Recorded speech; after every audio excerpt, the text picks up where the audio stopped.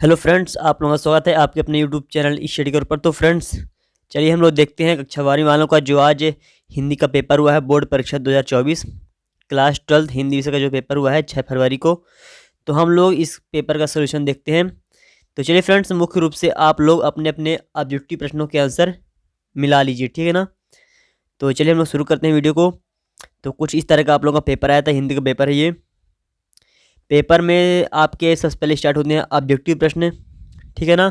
पहला प्रश्न है ऑब्जेक्टिव प्रश्नों में आप लोगों का कि सगुण भक्ति धारा को कितने भागों में बांटा गया है, तो 2 भागों में बांटा गया है। करेक्ट आंसर हो जाएगा 2। इसके बाद सेकंड क्वेश्चन है जहां अर्थ से काव्य की शोभा बढ़ती है वहां अलंकार होते हैं, तो वहां अर्थालंकार होता है, ठीक है ना। इसके बाद हम लोग देखते हैं तीसरा प्रश्न।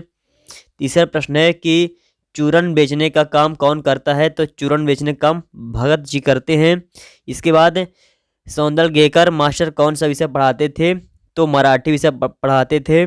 इसके बाद आप लोगों का पांचवा क्वेश्चन है कि मुझे भी किताब चाहिए वाक्य में निपात शब्द है, तो भी जो है ये निपात शब्द है। छठवां क्वेश्चन है भारत में पहला छापा खाना गोवा में कब खुला, तो 1556 में खुला, ठीक है ना। इसके बाद आप लोगों के स्टार्ट होते हैं प्रश्न क्रमांक सेकंड, यानी कि प्रश्न क्रमांक 2, रिक्त स्थानों की पूर्ति कीजिए। पहला क्वेश्चन है कि कवि जगजीवन का डैश लिए फिरता है, तो इसका हो जाएगा भार, ठीक है ना। खाली स्थान में भरा जाएगा भार। इसके बाद सेकंड क्वेश्चन है जहां उपमेय को उपमान से श्रेष्ठ बताया जाए वहां अलंकार होता है, तो वहां व्यतिरेक अलंकार होता है। थर्ड क्वेश्चन है मुक्तिबोध उपन्यास के रचनाकार हैं, तो जैनेन्द्र कुमार। इसके बाद चौथा क्वेश्चन है रचना के आधार पर वाक्यों को मुख्यतः कितने भागों में बांटा गया है, तो रचना के आधार पर वाक्यों को मुख्यतः 3 भागों में बांटा गया है।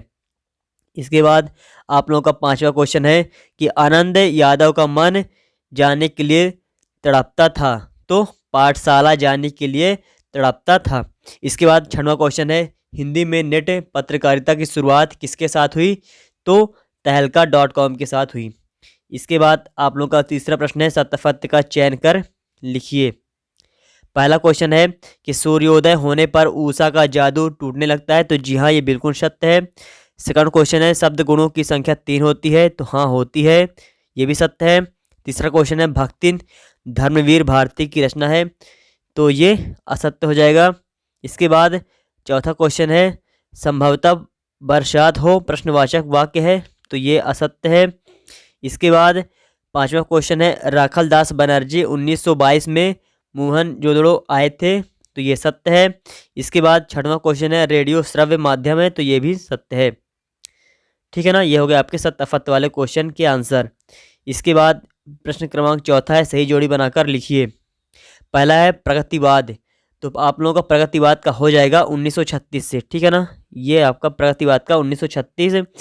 यशोधरा, तो इसका हो जाएगा आप लोगों का खंड काव्य, यशोधरा खंड काव्य है, ठीक है ना। यशोधरा का हो जाएगा खंड काव्य से। कथानक, तो इसका हो जाएगा कहानी से।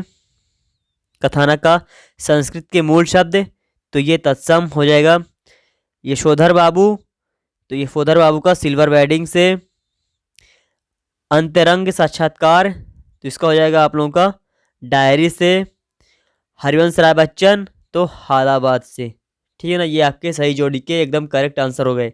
इसके बाद हम लोग देखते हैं अगला प्रश्न, जो कि है प्रश्न क्रमांक 5, एक वाक्य में उत्तर लिखिए। पहला क्वेश्चन है शांत रस के स्थायी भाव का नाम लिखिए, तो शांत रस का स्थायी भाव होता है सम या कि निर्वेद, ठीक है ना, सम या निर्वेद। तो हम यहाँ देखते हैं निर्वेद। तो पहला क्वेश्चन का आंसर क्या हो जाएगा, निर्वेद, ठीक है ना। इसके बाद आप लोग का सेकंड क्वेश्चन है आलोक धनवा का एकमात्र काव्य संग्रह कौन सा है, लिखिए। तो दुनिया रोज बनती है, ये इनका काव्य संग्रह है, ठीक है ना, दुनिया रोज बनती है। तीसरा है पहलवान लुट्टन सिंह के कितने पुत्र थे, तो 2 पुत्र थे। चौथा क्वेश्चन है बाल बाल बचना मुहावरे का अर्थ है, तो बाल बाल बचना मुहावरे का अर्थ होता है संकट से बचना या मुसीबत से बचना। इसके बाद पांचवा क्वेश्चन है सिंधु सभ्यता का सबसे बड़ा नगर कौन सा था, तो मोहनजोदड़ो था, मोहनजोदड़ो। इसके बाद छठवां क्वेश्चन है आमतौर पर रेडियो नाटक की अवधि कितनी होती है, तो 15 से 30 मिनट होती है, 15 से 30 मिनट होती है, ठीक है ना। इसके बाद आप लोगों का 7वां क्वेश्चन है, सूरज का 7वां घोड़ा किसकी रचना है? तो ये धर्मवीर भारती की रचना है। धर्मवीर भारती की रचना है। 7वां घोड़ा, सूरज का 7वां घोड़ा, ये धर्मवीर भारती की रचना है। तो ये हो गया आपके एक वाक्य में उत्तर। जो क्वेश्चन थे कि शांत रस का स्थायी भाव हो गया आपका निर्वेद। आप लोग फिर से सुन लीजिए, निर्वेद, ठीक। आलोक धर्मा का एकमात्र काव्य संग्रह कौन सा है? लिखिए तो दुनिया रोज बनती है। दुनिया रोज बनती है, ये आपका सेकंड क्वेश्चन का आंसर हो गया। इसके बाद पहलवान लुट्टन सिंह के कितने पुत्र थे? तो 2 पुत्र थे। बाल बाल बचना मुहावरे का अर्थ हो गया, क्या हो गया? संकट से बचना, ठीक। तो ये हो गया आपके प्रश्न क्रमांक 5 के आंसर। इसके बाद आपके शुरू होते हैं 6, 7, 8, मतलब ऑब्जेक्टिव प्रश्नों के अलावा जो क्वेश्चन होते हैं वो आपके स्टार्ट होते हैं यहाँ से। तो पेपर काफ़ी सरल पेपर था, कोई कठिन पेपर नहीं था। यदि आप लोग अच्छे से तैयारी किए होंगे तो आप लोगों से पूरा पेपर अच्छे से बन गया होगा। आप लोग लगभग 90% मार्क्स तो आराम से अचीव कर पाएंगे हिंदी के पेपर में, ठीक है ना। तो उम्मीद करता हूँ आप सभी का हिंदी का पेपर बहुत अच्छा गया होगा, आप लोग अच्छे नंबर से हिंदी के पेपर में पास होंगे, ठीक है ना। तो चलिए फ्रेंड्स, इस वीडियो में आप लोगों को ऑब्जेक्टिव प्रश्नों के आंसर बता दिया हूँ। आप लोग अपने अपने आंसर चेक कर लीजिए और मिला लीजिए, ठीक है ना। कहीं कोई आपसे कोई प्रश्न गलत तो नहीं हो गया। जो भी हो, सही भी हो गया होगा तो कोई बात नहीं, और यदि गलत भी हो गया होगा तो कोई बात नहीं। आप लोग इस विषय को अब छोड़कर अगले विषय की तैयारी कीजिए, ठीक है ना। तो चलिए फ्रेंड्स, मिलता हूँ आप सभी से अगली वीडियो में। तब तक के लिए जय हिंद, जय भारत, वंदे मातरम।